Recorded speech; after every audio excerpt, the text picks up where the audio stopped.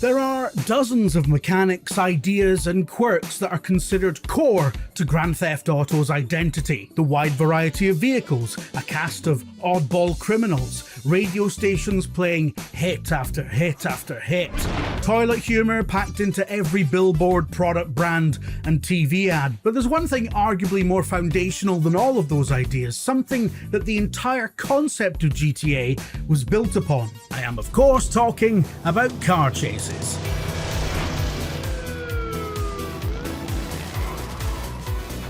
Since the very beginning, the series' central hook has been committing crimes and getting away with it. The getting away part has, more often than not, been literal, tearing through city streets as cops do everything in their power to put you behind bars. The working title for the original GTA was Race and Chase.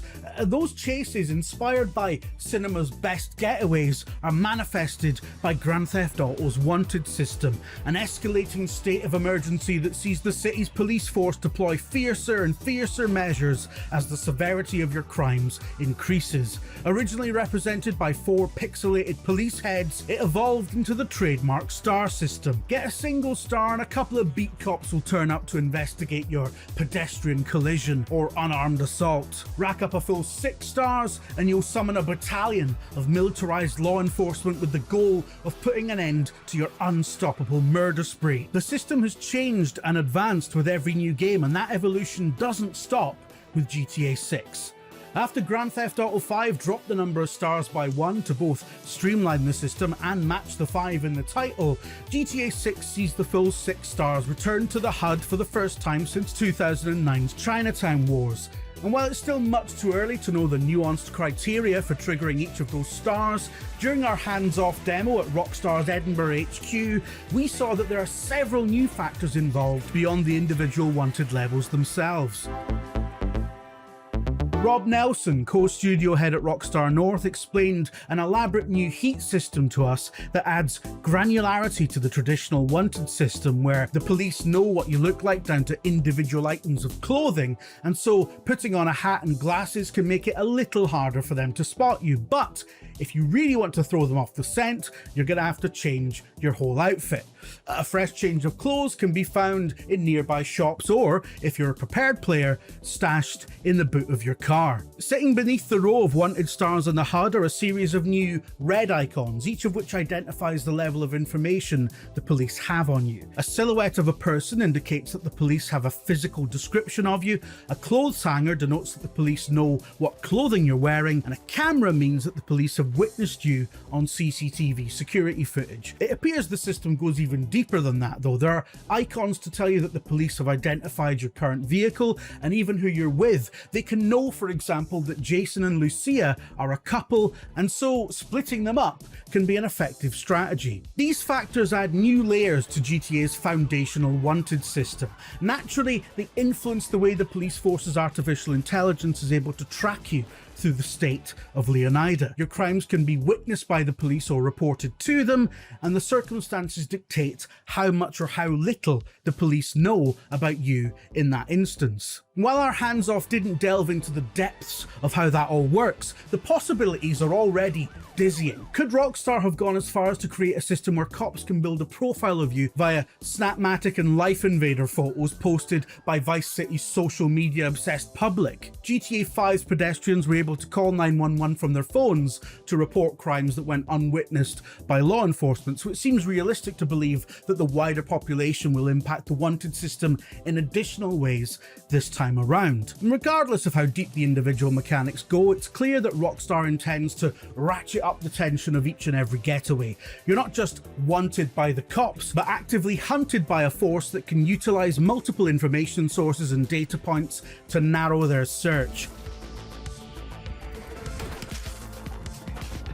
It's a natural evolution of Red Dead Redemption 2's bounty system brought into the modern world, and the similarities don't stop there. As in Red Dead, you become wanted in specific regions of the world, and returning to that area will see you face the consequences. The in-game map will tell you where you have heat. Police can linger in an area after a crime is committed, so just like in real life, it's not a good idea to return to the scene of a crime. I mean, I'm assuming. I've never done any crimes because I'm nice. The most fascinating aspect of this system is not the apparent enhancements to police AI routines though, but the promise of new gameplay opportunities. GTA's police have long been able to recognize your vehicle, and a quick stop off at the local pay and spray was a fast pass to douse the heat, but now that applies to our human protagonists.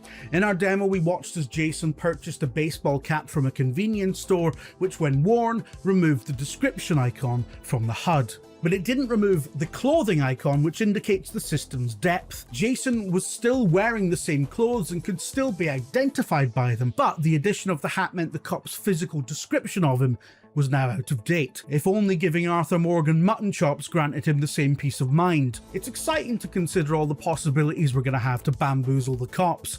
Stopping by the salon after a bank robbery to turn a gorgeous hairstyle into a buzz cut, packing a complete change of clothes in your getaway vehicle, getting a full body tattoo after an assassination. Maybe that last one's a bit much, but you get the idea. In GTA 6, reducing your wanted level is about far more than just evading the cops. You can actively put them off your scent.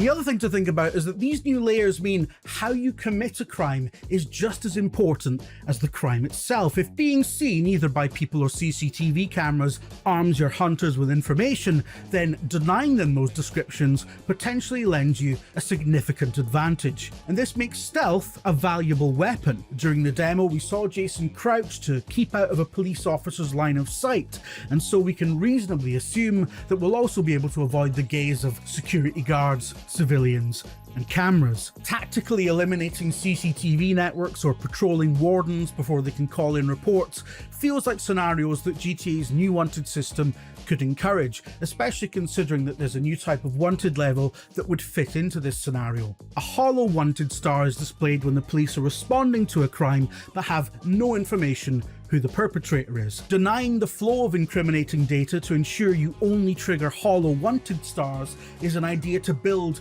an entire gameplay approach around, and we're excited to see just how deep it all goes. For the more aggressive players out there, we've also seen that the mask system is back, and it'll presumably build upon the rules established in Red Dead Redemption 2. Cover your face, protect your identity, give the cops a bad day at the office. While a quieter, more tactical approach could perhaps allow you to slip in and out without raising the alarm, this is still GTA, and so there's going to be some mayhem. A mask, be it a securely tied bandana or a rubbery famous face, will at least limit the details witnesses to your crimes can actively report. But even in moments of direct confrontation, there are ways to ensure the subsequent manhunt goes in your favour. There's a little more nuance in how you can handle direct aggression. A good example of this is the way NPCs respond to threats. In our demo, we watched as Jason aimed a gun at a group of aggressors, but held short of pulling the trigger.